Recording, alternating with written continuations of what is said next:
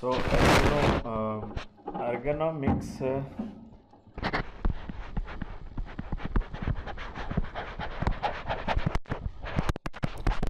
it combines the two words ergos and nomos, which is about work and the rules. So, work related rules, that's the kind of the literal meaning. These are the two Greek words which were combined. And scientifically, in ergonomics, it scientifically try to study the relationship, scientific study of relationship between man who is working on a particular machine in a particular environment. So the relationship between the man, machine and the environment in which work is being done, that is what is studied. And the ergonomics is also known as human engineering or hybrid science. So the reason behind this is that it needs the knowledge of the four different domains. So one is like anthropology. This is like quick review of what I did last time, because there were just 2-3 students. So, but I have made a video. I'll be sharing that video in any case. Second area is the physiology. Third area related with the hybrid science or ergonomics is the psychology. And the fourth one is the engineering science, or it is also called the mechanical systems or man-machine systems. Okay, so these are the four areas. So in anthropology, about the anthropology I talked in detail, like it talks about the various the dimensions of the body parts which will be used in operation of a particular system or equipment which is to be designed. Okay, so for this, so basically the average the dimension of that particular body part, or the deviation. These are the two. So the average and the deviation, standard deviation of that particular dimension, which is of interest for design of a particular component or system for use by the human being. So in ergonomics, basically we'll try to come out with the design of the things and systems in such a way that the work is done very efficiently with the minimum fatigue, minimum effort and minimum accidents, like that.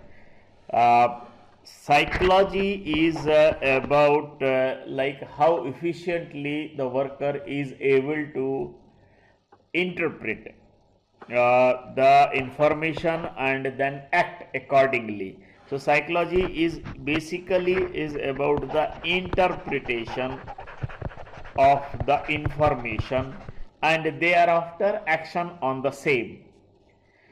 Physiology, about these other topics I need to talk in detail. Physiology is about the three aspects.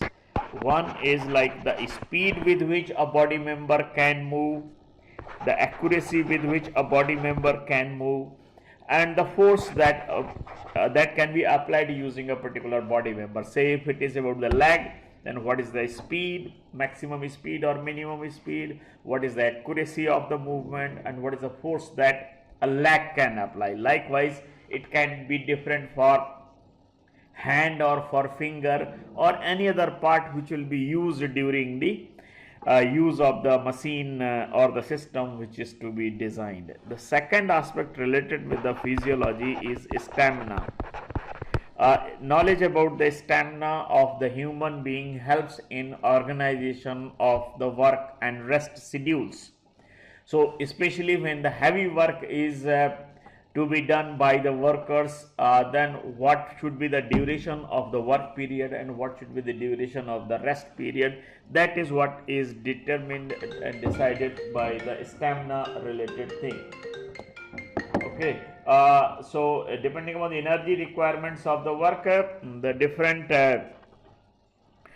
kind of the work and rest schedules are developed. So the second aspect related to the physiology is stamina. Third aspect is like the working conditions and their effect on performance, like the temperature, vibration, humidity. So these illumination or the light, these factors can enhance the efficiency and the delivery, or can adversely affect if they are unfavorable unfavorable for working.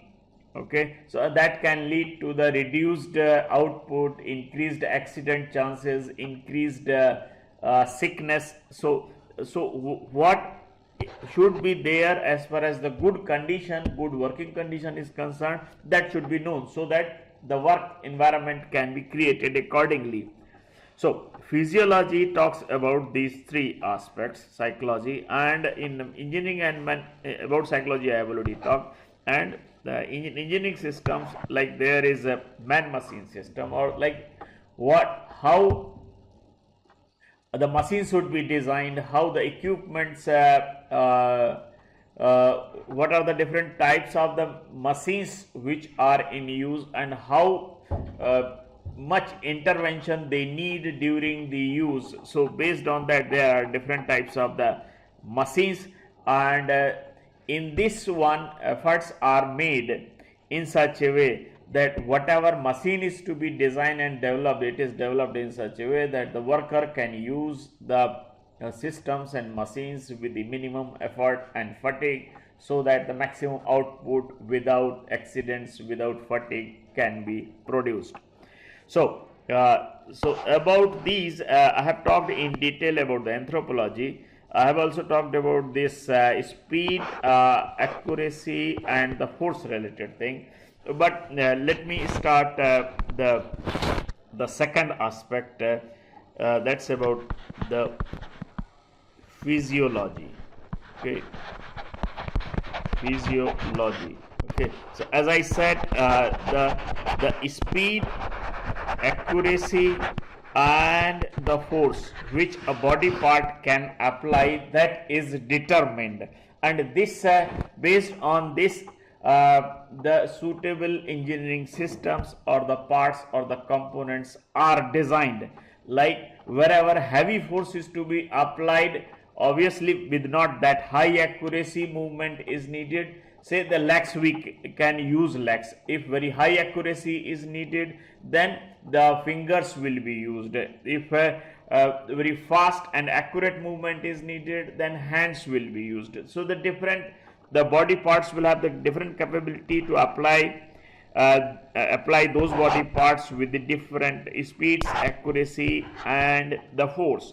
So big muscles are used for the heavy work, or very high force is to be applied, and obviously light muscles like the fingers can be used for light work.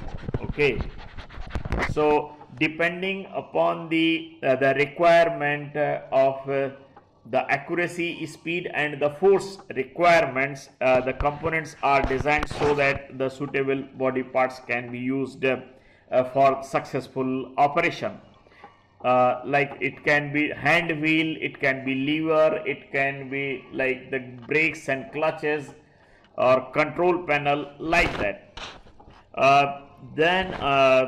So basically the knowledge about the speed, accuracy, force is about taking suitable decision on which body part can be used when designing a particular member, or which body part should be kept in mind while designing a particular equipment or the machine for operation. Okay, Next is the stamina. Stamina is about the kind of the energy a human being can apply during the work without need of the rest. Okay, stamina is about the energy expenditure for performing a particular work. So during the work, energy expenditure during the work, whatever a human being can apply without need of the rest, that is more or less standard and acceptable across the board or across the fields. Say there can be different values depending upon the country to country, state to state. So the maximum acceptable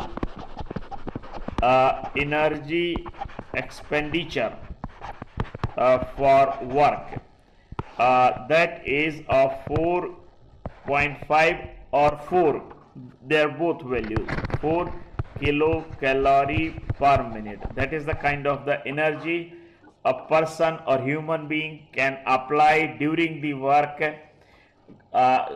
without need of the rest, and the movement energy requirement for performing the work becomes greater than this, then the work has to be stopped by the worker and some rest is given, otherwise he will feel excessive fatigue and he may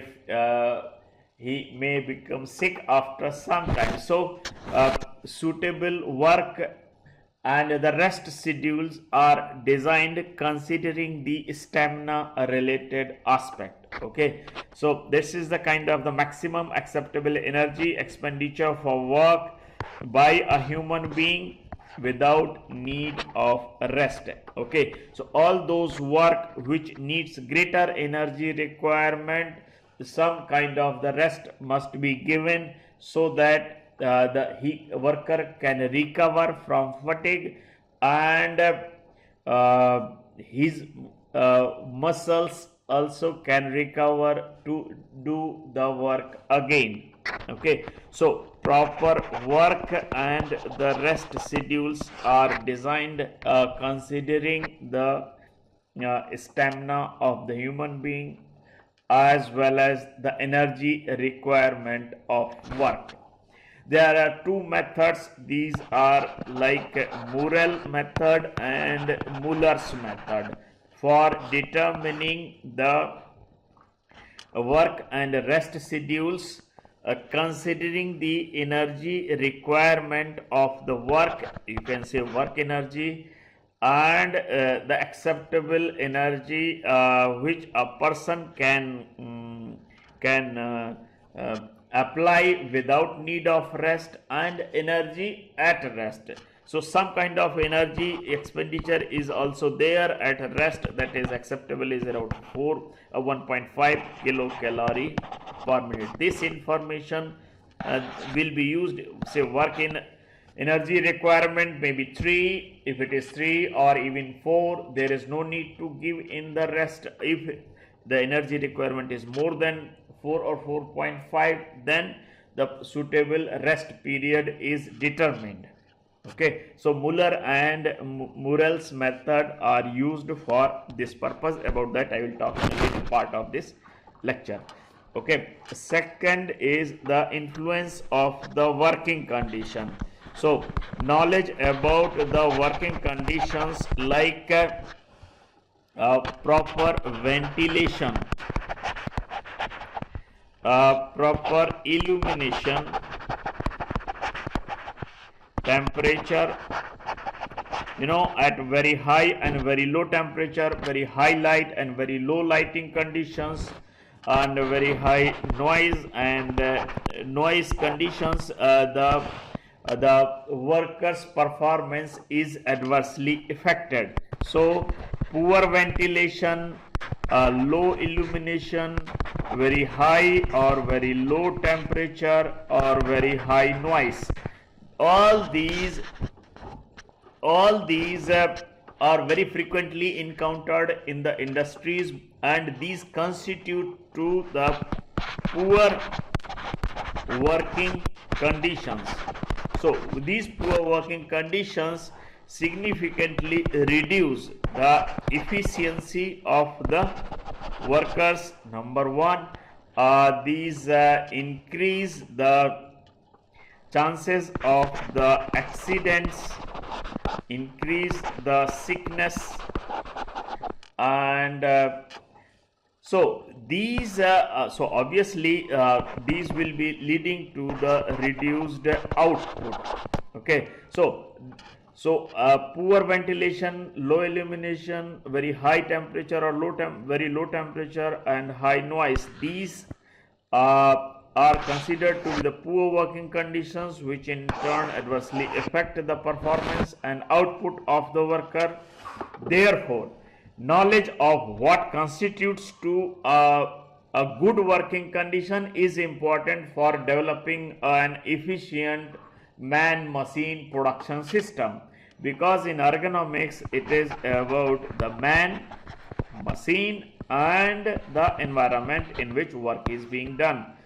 So we will be talking about the role of, and the role or the kind of the lighting or illumination should be there, how the vibrations affect, how the temperature affect the performance, and how these affect the performance, and what should be there in for having the good favorable working conditions. So about these three we'll be talking in detail in the subsequent lectures.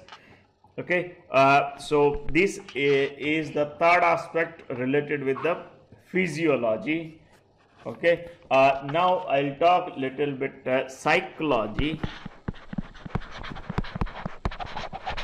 Psychology in general is known as about the human behavior. Okay.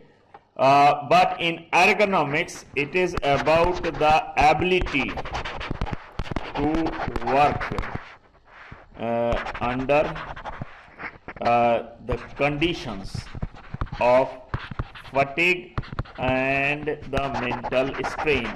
Okay, in industries it is always very hostile, lot of work pressure.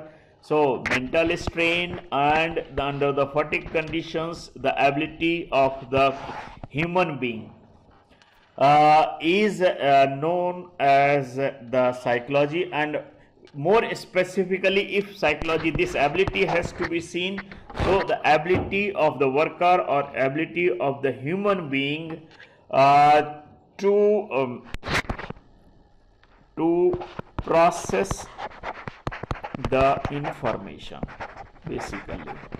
So he will be getting the signals are received, okay, and based on these signals, whatever signals are being received during the work, the information is processed by the worker, and suitable interpretation are made, and based on these interpretations work is done, means action is taken, okay, so that the desired output is realized, and this is needed in all the cases. Like if when someone is driving the car, so when to apply brake, when to apply the accelerator, when to take a turn, all these are like information is being continuously processed and then action is being taken. So under the mental strain condition or under the fatigue conditions, when one is under severe mental strain, then he may process the information incorrectly, and that may lead to the accidents or reduced output. So here basically for efficient performance by a worker who is psychologically very sound, it depends how efficiently and effectively he is able to receive the information and makes the correct interpretation. So whatever information is received, that is interpreted correctly, and based on this interpretation action is taken, like during the turning, so when to start and when to stop the turning process, so that is also based on some kind of the information, continuous information processing. And if the worker is not psychologically sound, then under the condition of the mental strain and the fatigue, he may not be able to do all this. Okay, the fourth aspect is about the mechanical systems or engineering systems. Okay, mechanical systems. So mechanical systems means, if we say the man or let's say woman working on poorly designed system in bad working conditions. So this combination, system is poorly designed, working conditions are bad, and the man and or woman working on the system. So such kind of the system doesn't necessarily constitute to a very good working condition or efficient production system, man-machine system. So this is not an efficient man-machine system. So to have an efficient man-machine system, it is important that an appropriately ergonomically designed system is used by the man or woman, so that he needs the minimum effort to execute the work, he feels the less fatigue, and the working conditions are favorable with regard to whatever I have said, vibration, temperature, humidity, and lighting, etc. So in order to design a proper ergonomically designed mechanical system, what should be kept in mind? So let us understand first the kind of the systems that we have, or you can say man machine system, is also called MMS. Okay, so you know that in our daily life hardly we have a situation where work is done without help of any equipment, any device, or any system. Like say from starting to the writing, use of chairs and bed, bicycle, cars, lathe or car, so anything, whatever, most of the time whenever work is being done of one or other kind, we will be using the machines, equipments, the devices of one or other kind.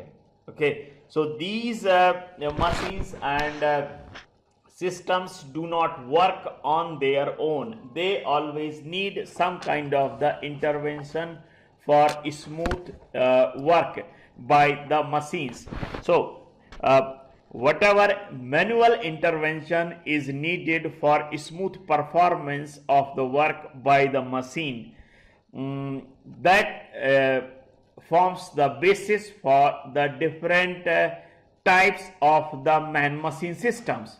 So a man-machine system is defined as a combination of man and machine, a combination of man and machine who are interacting to bring out some kind of the desired output. Okay, so like a man using hammer, so man and the hammer is the kind of device or the machine, and this is being used to give the desired size and shape. A pilot is operating the aircraft to get the desired output, or a driver is running or driving the car, or like you are using, a man is using pen for writing. So So there is a kind of the device or the system, and there is a kind of the human being who is using that system, and this work will be done in some kind of the physical environment or the workspace. So that constitutes to the working condition. Okay, so the man, machines or the devices, and the environment. So these three in that way constitutes to the suitable man machine MMS man machine system. There are different types of MMS or man machine systems which are classified based on the different parameters or the factors. So man machine systems classification. So the first factor, say, based on the nature of the man involvement, nature of man involvement of the human being. Okay, so there is a like open loop system or open loop MMS or closed loop system or closed loop MMS. Okay, so this is one parameter based on which the classification is done. Second one is the kind of mode of operation. So depending upon the kind of the manual intervention which is needed. Okay, so manual intervention needed, like say there is a manual system. Second is the semi-automatic system, manual MMS, semi-automatic system, and automatic system. So I'll talk little bit, like say in case of the open loop. In case of the open loop, this is also called this open loop system. Okay, this is also called a continuous type of the system, where continuous control or the kind of the feedback is needed for success of operation. So in open loop system, it's a kind of system where, just delete this.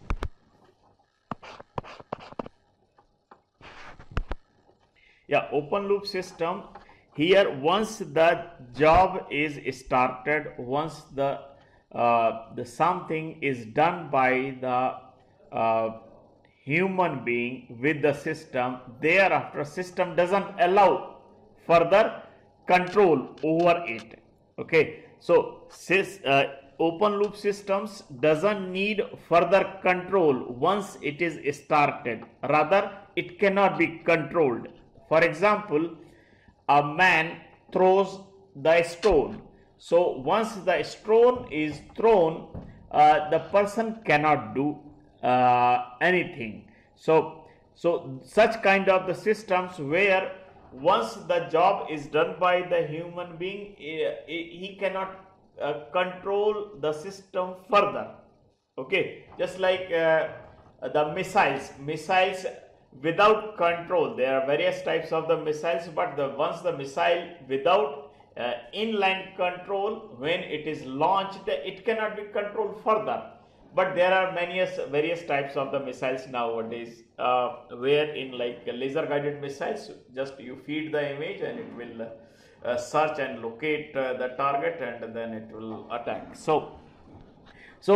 But missiles which are not being controlled from the land, or like the stone is thrown, those kind of systems where once the action is taken by the human being, the machine cannot be controlled, or the system or the device cannot be controlled further.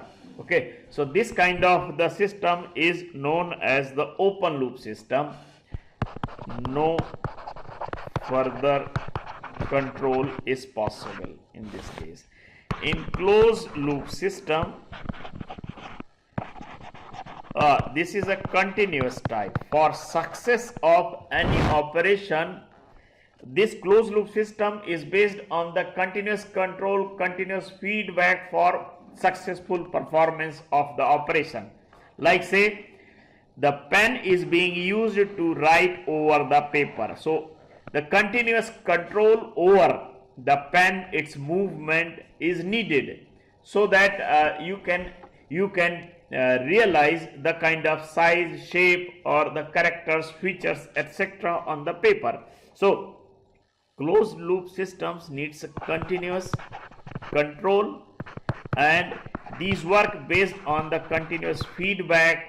If there is any error or any deviation, then you take or you intervene in the working of the system to get the things as per the requirement. So basically the feedback provides the information about the deviation or error for corrective measures needed by the worker or by the human being. Say driving of car, or manual landing of the aircraft by the pilot, or the writing on the paper, or painting. All these are like the closed loop systems, where the continuous control and some kind of the feedback is continuously used to get the system get the work done as per the requirement. Okay.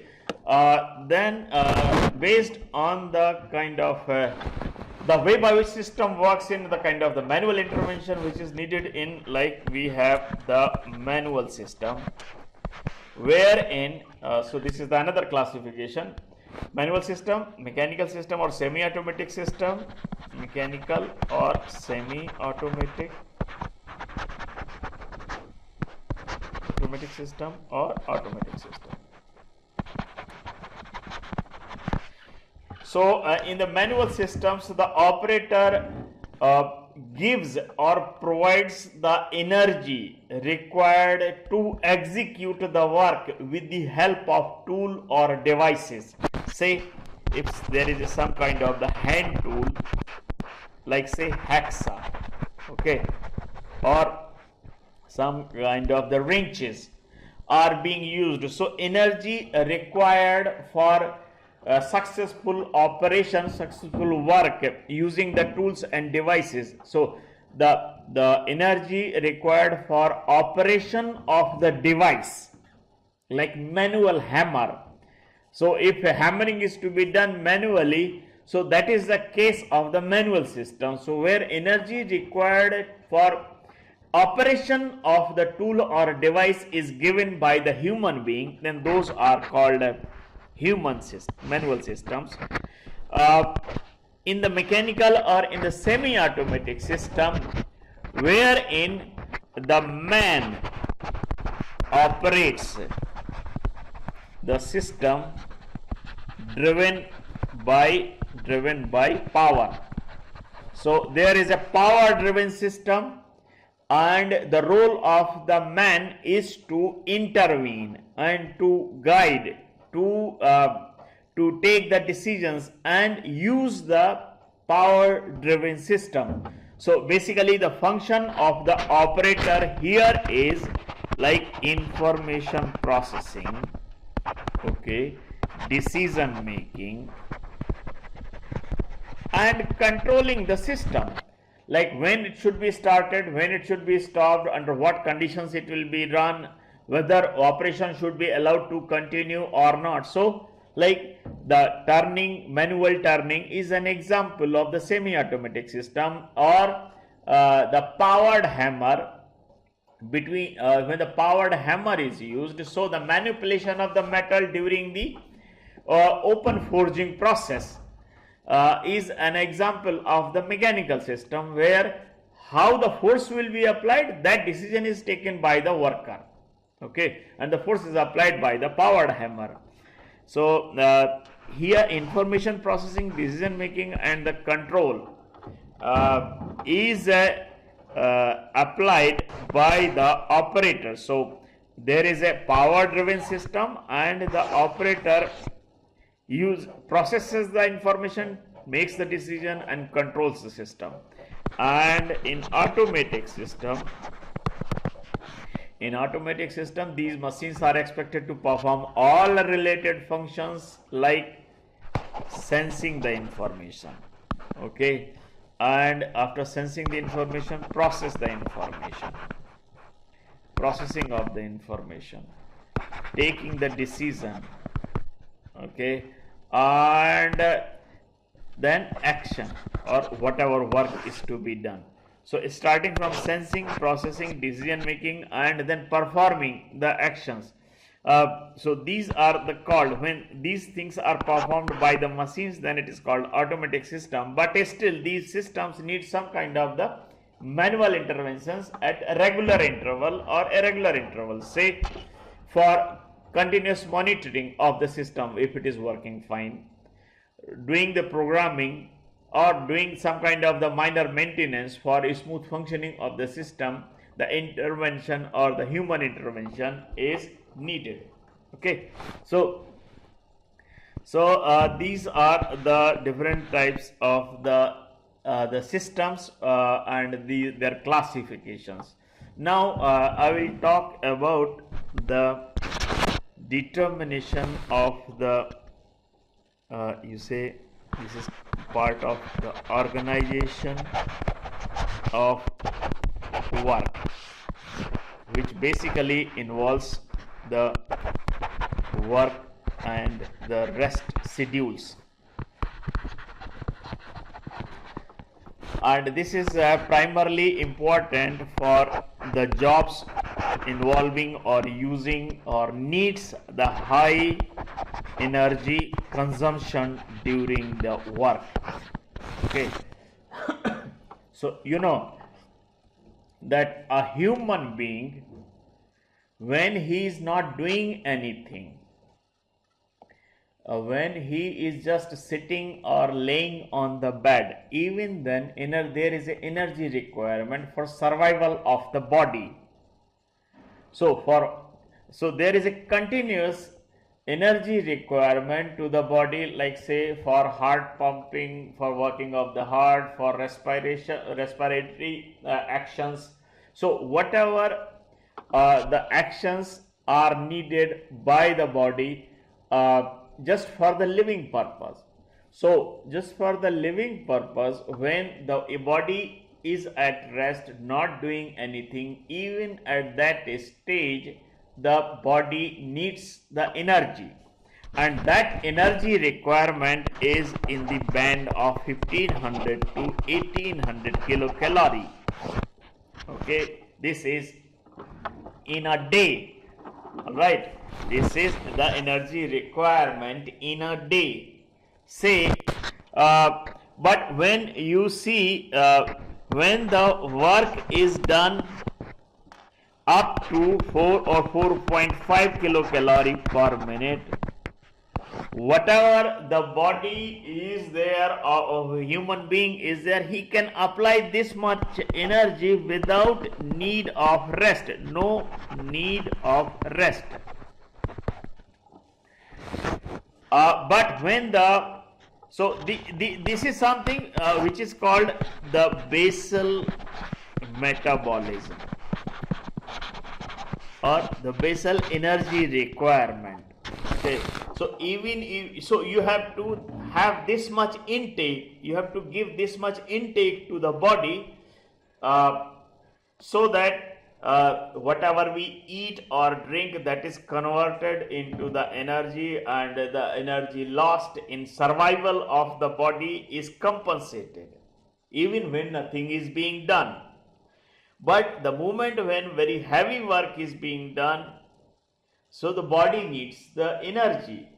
Why? Because whatever chemical changes during the work take place, they start releasing some kind of the undesirable chemicals in the body, or the energy consumption of the body can increase to such an extent that one may not be able to, one may feel weak and he may need the additional energy.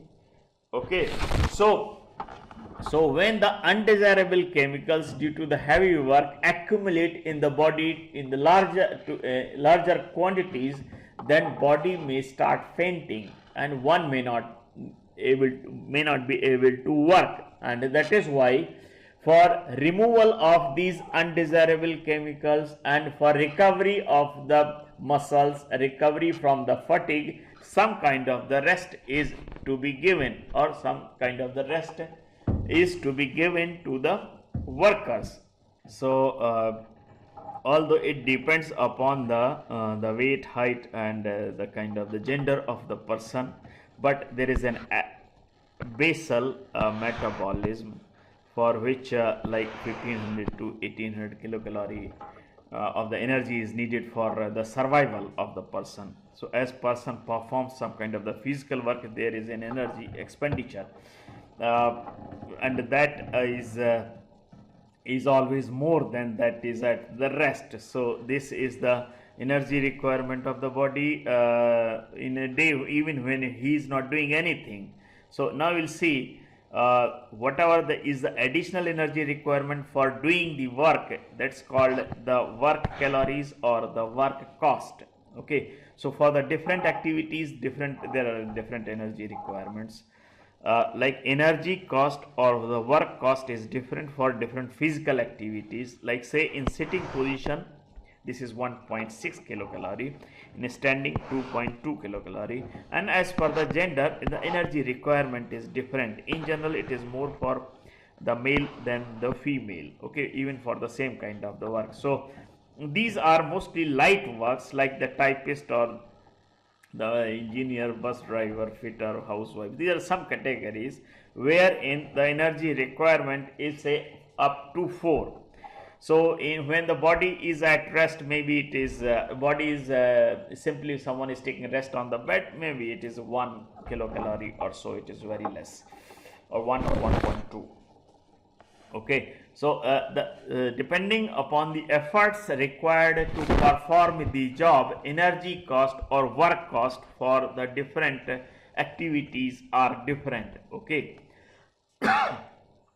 so I'll quickly go through. I have already talked, like if we accept a ceiling of 4.5 kilocalorie, that is the energy an operator or worker can deliver without need of the rest. So activities for which energy cost is greater than this, some kind of the rest has to be given. I have already talked about this. Okay, so there are two methods. One is Muller method and Murrell method, and another is Muller method. So as per the Murrell method, like say the R by T, it is the rest time and T is the total time of the work for which it is being considered. Say work cycle, you can say. So it may be 60 or something else. It may be even 480 minutes also. So that you can take a call.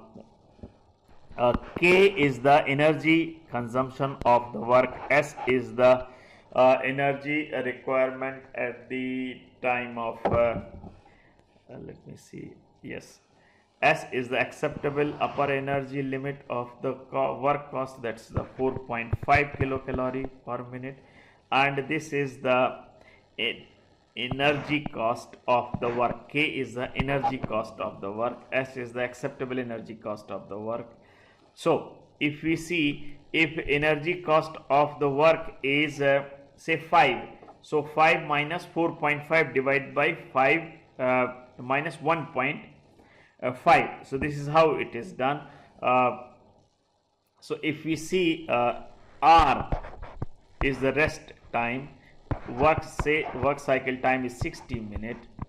Okay, so for 6 kilocalorie energy requirement per minute, 6 minus 4.5 if is the acceptable energy requirement, 6 minus 1.5.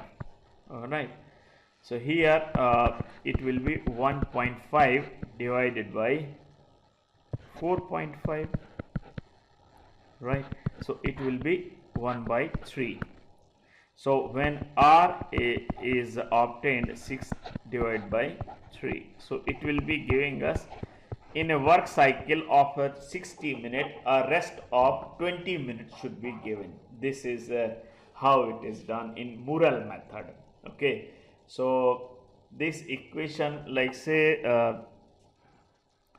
1.5 in that equation is the energy requirement at the rest, at the time of rest. Okay, so this is the same thing what I have said. And when we use like say the 4.5 or 4 kilocalorie per minute or 4.5 kilocalorie per minute, when it is in kilocalorie we use the above equation, and when it is in watt, so energy expenditure, acceptable energy expenditure in watt is 280 watt.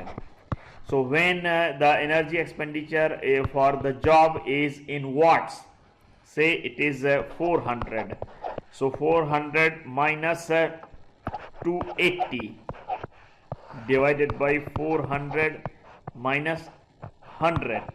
So this is how it is done. So when the energy expenditure is in the watt, then this is the equation which is used. Okay, so this is just an example of the rest needed to a worker in a 60-minute work cycle with the job having the energy requirement cost, energy cost is 5. So if you see here 5 minus 4, so in this case what is being considered as 4 as acceptable energy consumption. Maximum acceptable energy consumption without need of rest is 4.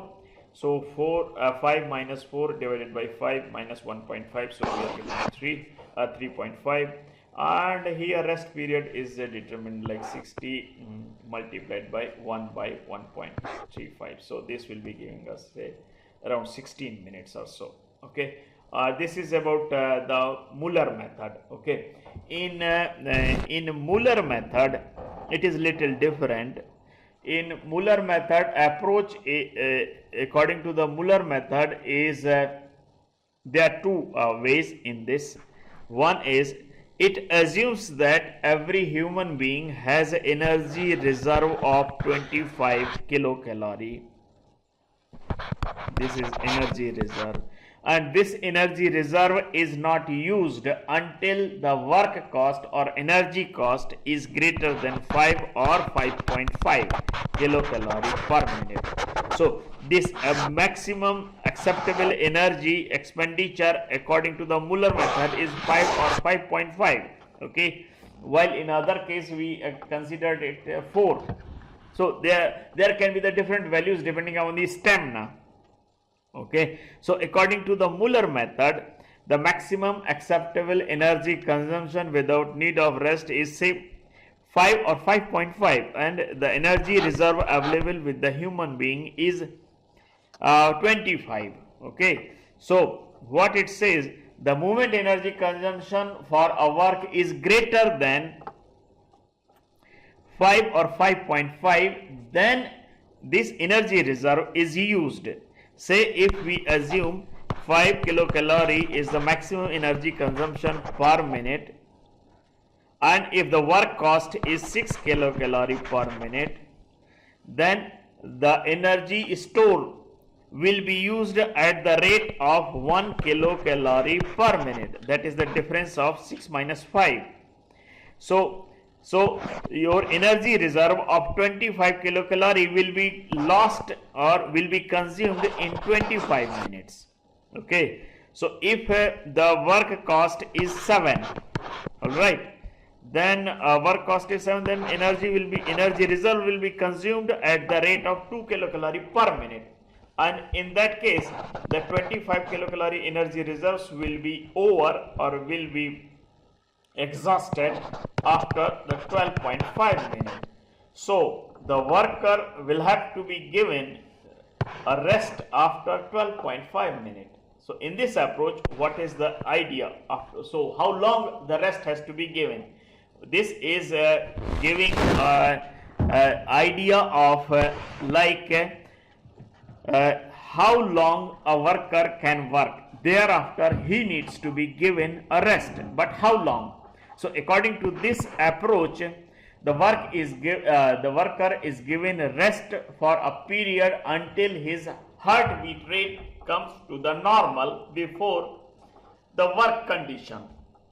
So HBR, heartbeat rate, restoration to the normal condition, is the time for which the rest is to be given. So depending upon the energy cost of the work, according to this approach, the work period is identified and the rest period depends upon the time a worker takes to recover. Okay, so that's the that's the one of the approaches of the Muller method. The another approach of the Muller method is more simpler.